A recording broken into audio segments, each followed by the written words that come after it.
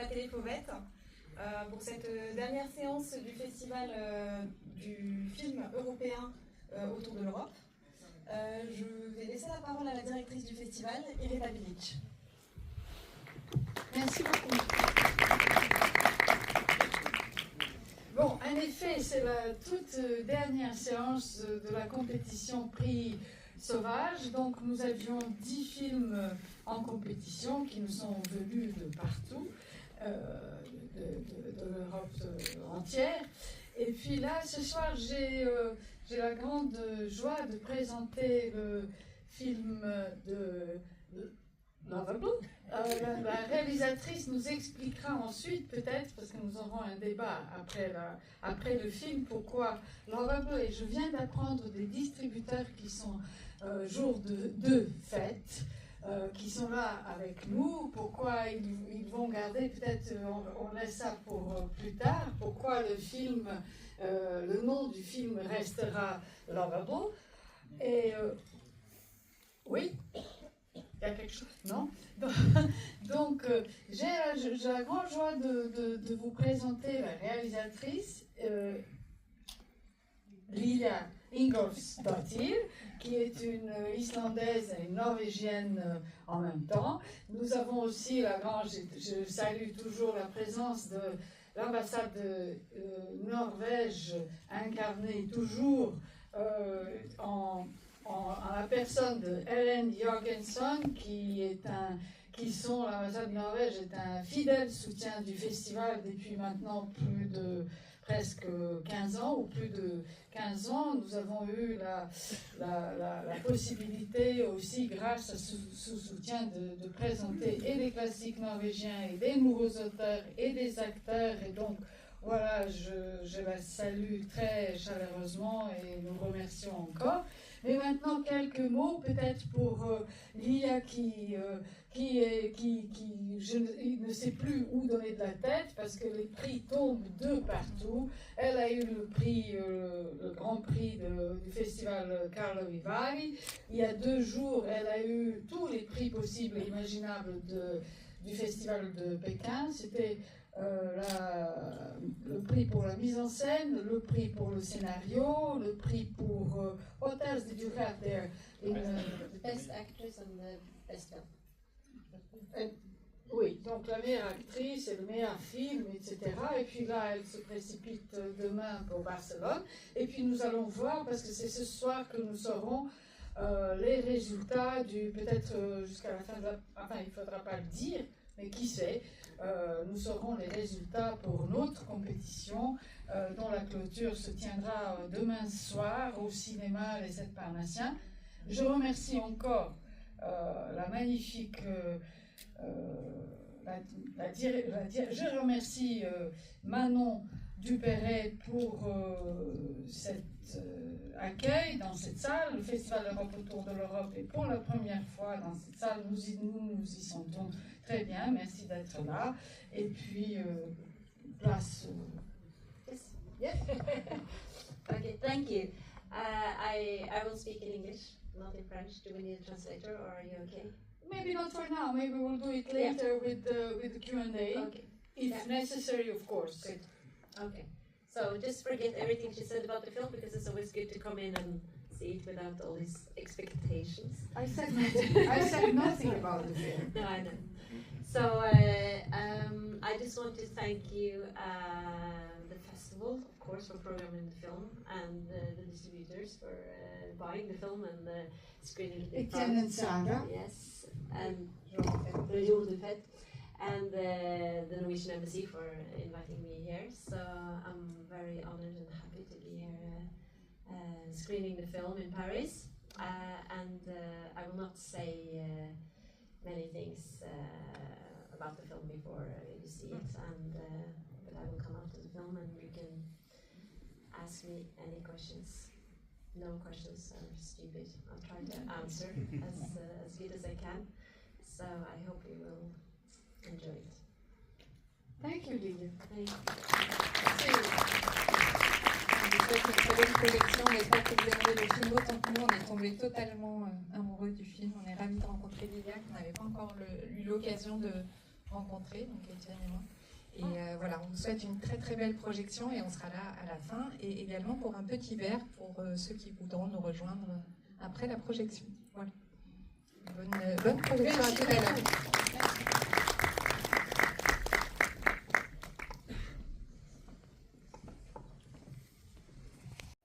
Paris and all that jazz.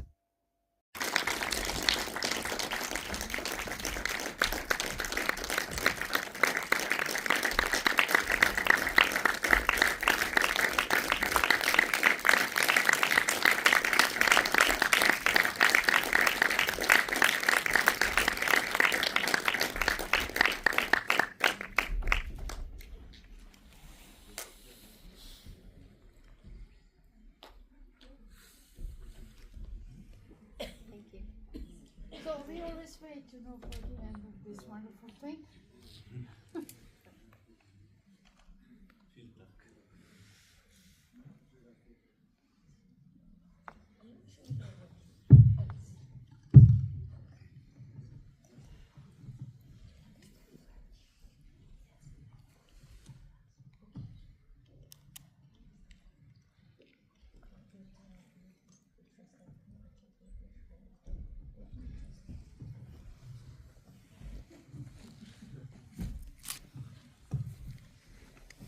So just to start, seulement pour commencer, j'ai deux remarques, deux petites questions.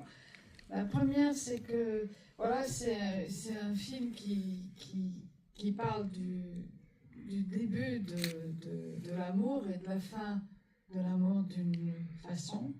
Ça, c'est voilà, un premier constat pour moi. Et puis le second, c'est la question, est-ce que vous avez là créé une anti-héroïne féminine?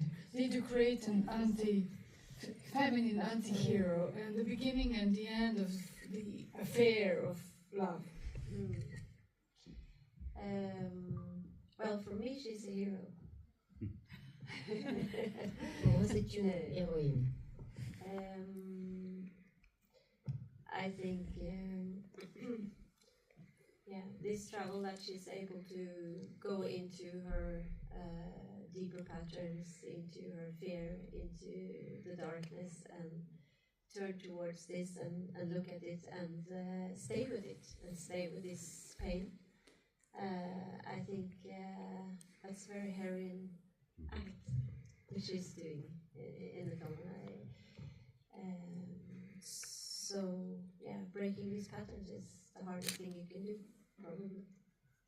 Oui, pour moi, c'est une héroïne véritable parce que faire ce qu'elle accomplit dans le film, donc aller chercher ces erreurs là où quelque chose ne va pas, cette zone d'ombre au fond de soi-même, ces erreurs, et rester en face à ça, rester avec cette douleur extrême pour aller vers quelque chose d'autre, c'est véritablement un acte héroïque. But I think maybe the question that is asked is also about these kind of female characters that we maybe don't see that often, which I wanted to create a woman that was a human being. Yes, and then the title, because the name of the film is Loveable, c'est donc quelqu'un qu'on peut aimer. Maybe that I could translate it like this. I know that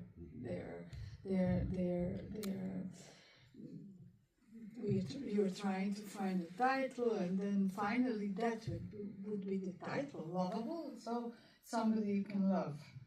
So yeah, it's lovable, but it's also love-able. C'est celui qui est capable d'aimer. Capable d'aimer. But yes, when I said anti-heroine, it is difficult to love. Somebody who is difficult to love, maybe. It's interesting. Do you want to translate or you understand? Yes. Yes for translation or yes for... Maybe we can vote. Maybe we can do the questions. Yes, we will. We will. Of course. Of course. Of course. Okay. I don't know. I have a question. Why Barcelona? Why Maria? Is this a dream to be, I don't know. Why Barcelona in the film? You have a postcard with Barcelona? Barcelona? Do I? Postcard or No, the present he that he yes, receives. The present she gives to her husband, to Sigmund. his name? It says Barcelona 40. Yes. Ah, oh yes, that's true. And her Yeah. name is Maria, so I'm an Spanish Ah, person. yes. So for me, all this history Ah. about Yes, yes. Well, why is no, that? Maria is a very international name. My name is Maria too. Yes. So I know many Marias. So it is not really a Spanish. It's more like this is a gift for. Yes, but this is a yeah. they don't do together or un voyage qui sont pas faits ensemble. No, it's not specifically about Spain or religion actually. No. D'autres questions dans la salle?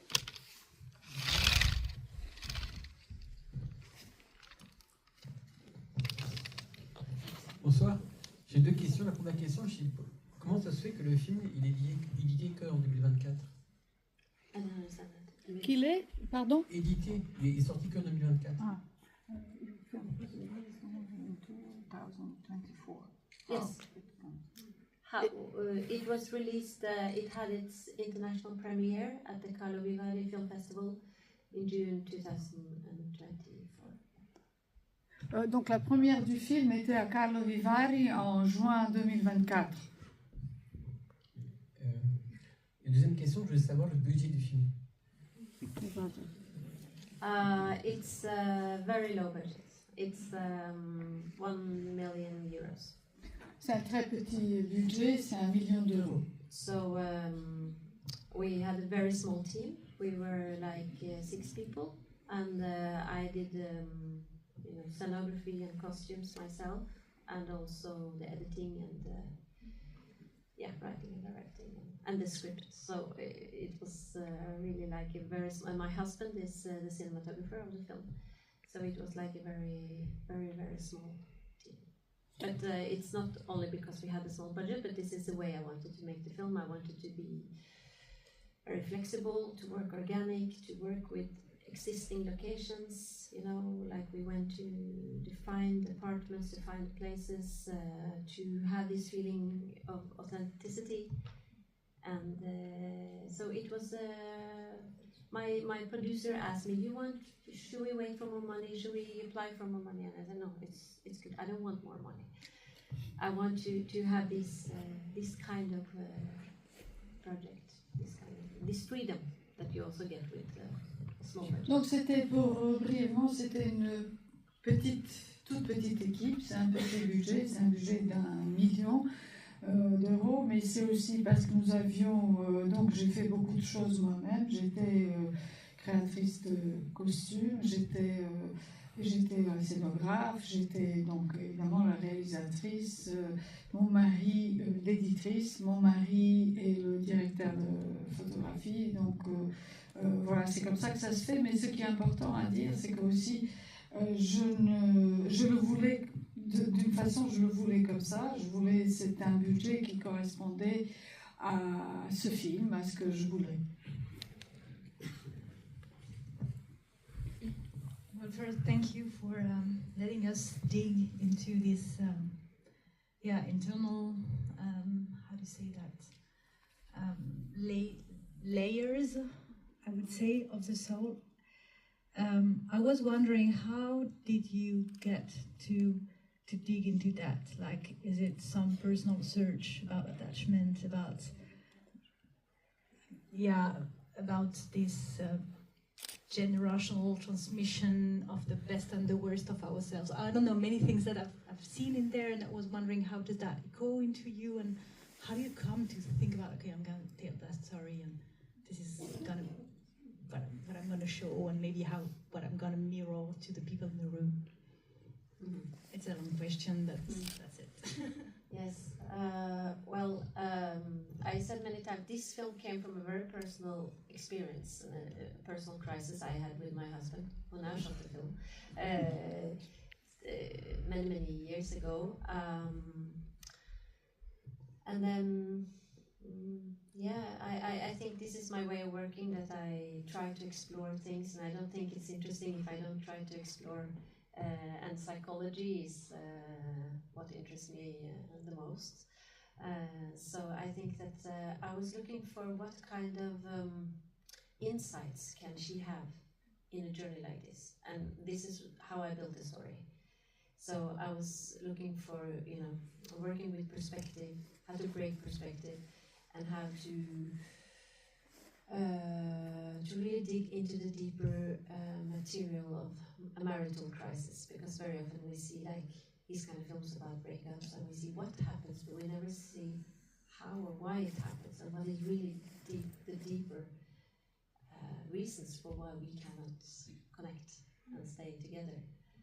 And my husband often tells me, say, when we have an argument, Lilja, it's like it's you and me, and it's your parents and it's my parents, and we're all together, because this is everything that we, and maybe their parents as well.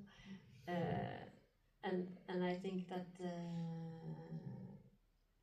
I really wanted to explore this kind of all these kind of coping mechanisms and the strategies that we have to avoid receiving love, actually. Sorry. Yeah, thank you very much. It was kind of the same question at first, and the actress is fantastic.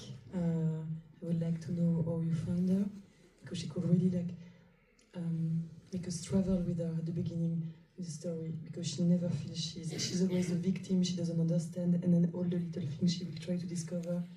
This is really interesting. We see it not enough, I think, in love stories or breakup or emotional story on the screen. So thank you very much. Thank you. Yeah, I think she's fantastic too. And this is her debut, first main part in the film. So I saw her in the short film, and I was thinking, oh, she has something really wonderful. And it's a very hard film to do, because you have like 4 crying scenes after each other, and I was very afraid that I would lose the energy, that you would like empty everything, and she cries, and it's how can I keep the nerve through all these different scenes. And I think she has the she's capable of that. She has this kind of, she can work with different nuances and different flavors of sorrow, and she has this very authentic and transparent way of working, and she has the courage, which is really important for this film. I think all of us had to go into a space of just trust, because and that's also what the film is about. So I think that was a good process, because it's some scenes like the mirror scene, when she looks in the mirror. It was a scene that we never talked really about it. I was just thinking, oh my God, let's hope it works, because if it doesn't work, we have nothing. This is like, it can be everything and it can be nothing. And it's a very hard scene to do, because you're looking straight into camera, you don't have another person, it's just a lens, and it's one shot. You have to keep the energy through, and you have to hold the space and just believe in it. And I think that she didn't. She just let herself completely into this space, and she told me afterwards, it was so strange, because I had 3 different types of consciousness. I had 3 different types of consciousness in this scene. I could like feel this sorrow, and I could feel this happiness, and at the same time I knew what we were doing, because I knew we were going to have this song, which I wrote the scene to this song, and I wrote the script, so we had this song as well, and it was like all these different things I had to. So it was very fun, really great working with her. She's a great artist. Did you advise a little bit? Sorry, was it everything was scripted, or the dispute, the fight, for example, or was it improvisation? No, everything was written, every word. Okay. Yeah. So it's And I often say when people tell me, "Oh, you are a writer, writing director," and I say, "No, I'm a directing writer," because I write the script and I cast someone I believe in, and then I just hope for the best. So it was written, yeah. Just one, it's not a question, but something that I really loved in the film is the way you managed to break reality into mental images, like when they come back to the scene where he enters the room, and then later in the film it becomes like a mental image. And I think this was a really good balance that you managed to create in the film between reality and what we have in mind, like memories and things like that. So it's not a question, it's just a little thing. Thank you. It's fun you say reality, because I use the term emotional reality. Yeah. And I think this is what and this is just as real to us as reality. But we very often, when we sit here together, we are here in the same room, and this is a reality, but at the same time we experience so many different things, and that's the emotional reality. And I'm really interested of exploring that, and also, time and emotional reality together. And it's also the complexity of love relationships, or even relationships in any kind of relationships. It's just because it's different points of view, and this is what makes human beings so complex, is that everyone has their own realities. Exactly. And so the film portrays that really well, I think. Thank you. Est-ce que vous pouvez le traduire? Oui. Alors en français, oui. Je commençais par mariée à Barcelone, je ne sais pas pourquoi. Oui, j'avais dit ça. Yeah, I understand.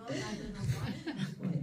Mais bon, en fait, je voulais vous remercier parce que ce film, moi, j'ai vu deux choses que je n'avais jamais vues au cinéma.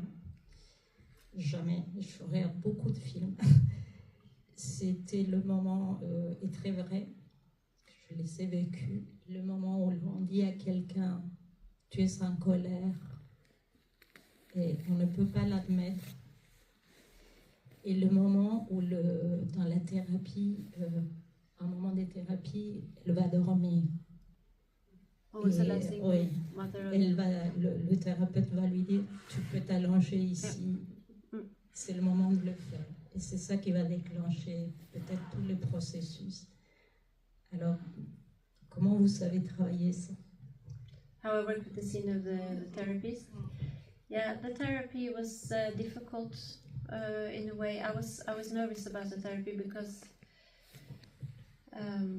she's a character that changes quite a lot to us. She's the same, but somehow our perception changes. That she's kind of, the first scene, she's kind of this normal therapist that we see, like, and then that we recognize maybe from therapy ourselves, and then she becomes kind of a mythical figure, almost like her inner voice or her mother that she never had, as you said. Yeah. Yes, it's precisely about the scene where that was never seen by Lady on the screen in any other film, that when a therapist gives her permission to sleep and that she will look after her. And that was absolutely unique moment seen on screen. Dans les scènes de thérapie, en général, c'est pas très réaliste et ça peut arriver et ça n'avait jamais été montré au cinéma, en tout cas. And very often all these themes in therapy, they are not too real. I mean, it's how we imagine therapy, but it never goes that deep into something that can really happen. Whereas what you managed to do was really to bring reality to it. Yes. What was that the question? No, it was No, okay. Adding to the... But we can question. Alors je voudrais juste revenir sur le caractère héroïque du personnage. Bravo, 1000 fois bravo, parce que vous nous avez montré quelqu'un qui a grandi sans estime d'elle-même. She grows up without self-esteem. She doesn't love her. She always thinks that love should come from outside. Self-confidence should come from the look of the others outside. And then, to use a metaphor, you change, comment on dit le plomb en anglais? Perspective. No, the The shot. metal. I mean, the Lead. What? Lead. No. The frame. Le Change plomb. the frame. The frame. You change the frame. Yeah. No. To use a metaphor, it changes grey metal into gold. It's like a metaphysical process, alchemy process, and creating this process within by oneself is really difficult, painful, and that's why this human being, it could be a man too, is really a hero. Congratulations. Thank you. Yeah, it's. I heard someone say the other day that you should never throw away a good crisis, and I like this expression because I think I wanted to make a film that to see the potential in a crisis. This is the potential in every crisis that is a possibility, and I had one version of the script where it ends when she leaves and she just sits there and she can kind of cope with this, and she has some base in herself and she can manage that he leaves. But then I thought it took a long time to finance the film, and I was thinking through those years I don't want to make a film about this Nordic strong woman who doesn't need a man and she can just do it by herself. And then I added the scene in the kitchen in the end because I think that we really need each other. It's about finding this for yourself, but at the same time putting your hand out and saying, okay, I take the risk, let's meet. And I think that's and I'm happy that I added this in the end because I think that's what it's really about. It's really about meeting each other, not only giving yourself self-love. Yeah. That's what I was wanted to say. She turns a lead into gold. Yeah. By a transmutation. Yeah. And this transmutation is very difficult to do. Yeah, I agree.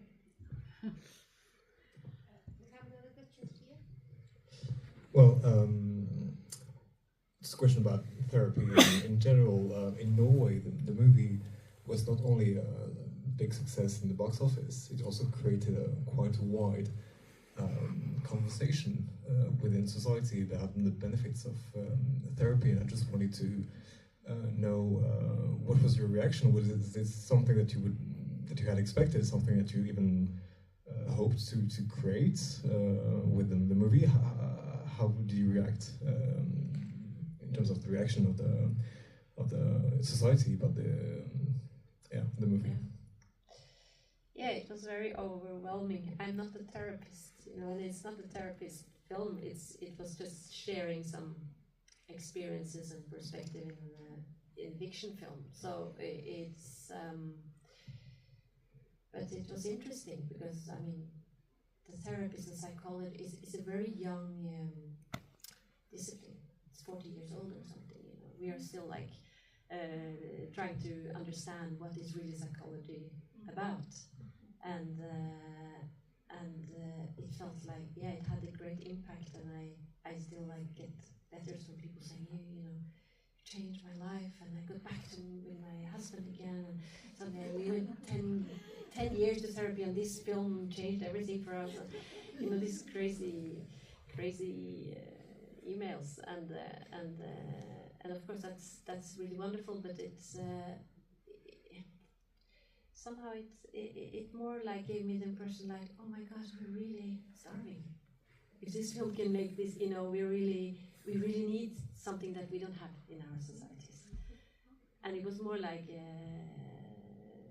this it gave me oh my god, it's up for grabs, everyone, we have to get on board and do something about this, because it's people are really, at least in the Scandinavian countries, and we're really starving for connection. We're starving for real intimacy, and we have the highest divorce rate in, I don't know, Europe maybe, and the high suicide rate, and we have everything. We have money and security, but we really need some psychological connection with each other. So I'm very happy that the film has been created like an arena for people to come together. And yeah, so it's I don't know if that answered your question. So one more question and then we can go and have a drink.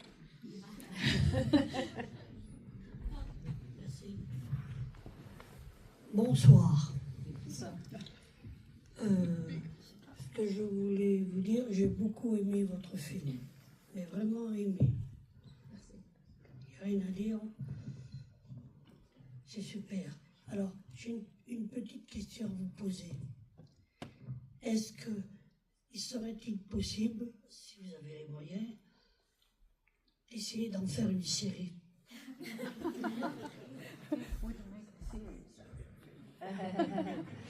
Actually, I had a very hard time financing the film, and at some point I wrote it into series.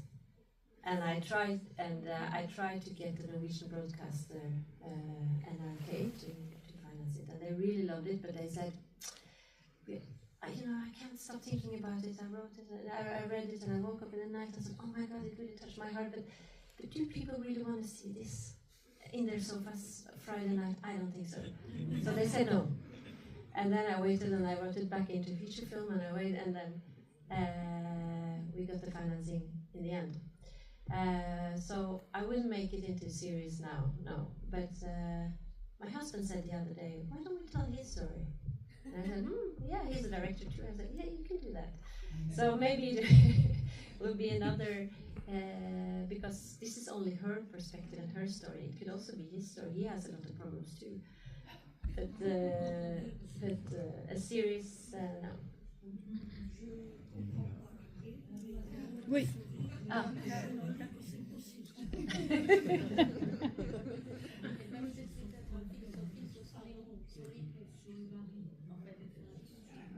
De son point de vue, donc ce n'est pas impossible. La série n'est pas impossible, I would say, mais pas pour maintenant. Il y a deux films qui ont été faits. On va continuer parce que là le cinéma nous dit qu'il est temps d'aller dans le hall.